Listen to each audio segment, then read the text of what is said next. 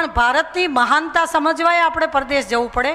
એક માનવતા આખા વિશ્વમાં છે, કોઈ ગમે તે કહેતું હોય. હું એક વિદેશની વાર્તા કહું.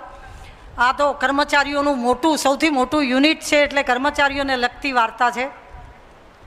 એસટીડી સેન્ટરનો જમાનો હતો. એક છોકરો એસટીડી સેન્ટર ઉપરથી ફોન કરવા જાય એટલે એસટીડીનો માલિક તો ત્યાં બેઠો હોય ને, એ માલિક સાંભળતો હોય ને, છોકરો ફોન लगाઈને કહે છે, मैडम आपके यहाँ घर सफाई के लिए किसी को रखना है, मैं काम करने के लिए तैयार हूँ. मैडम के ना हमारा घरे तो कोई છે. मैडम पगार कम देना पर मुझे रखो ने, मुझे काम की ज़रूरत है. मैडम સામેથી એવું કે ના મારા ત્યાં છોકરો કામ કરે છે. मैडम सिर्फ खाना देना पर मुझे रखो ने. मैडम કે ના ભાઈ મારા ત્યાં એક છોકરો કામ કરે છે અને મારે છોકરો બીજો જોઈતો નથી. કે પક્કા નહીં રખોગે? કે પક્કા.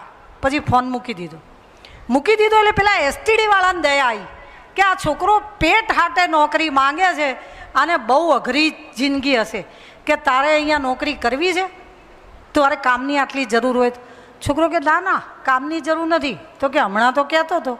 એટલે કે તો હું મારા માલિકને જ ફોન કર્યો હતો કે મારા કામથી સંતોષ છે કે નહીં. મારા બદલામાં મફત માણસ મળે ને તો હીરા ઘસવા નથી રાખવો. એવું કામ કરજો, એવું કરજો કે તમારા બદલામાં કોઈ મફત કરે ને તો એ નથી રાખવો.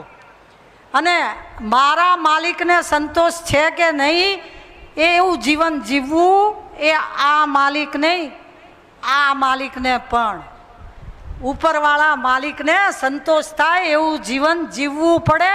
અને વારે વારે પોતાની લાયકાત પોતે ચેક કરવી પડે કે હું એને ગમે એવું જીવું છું કે નહીં.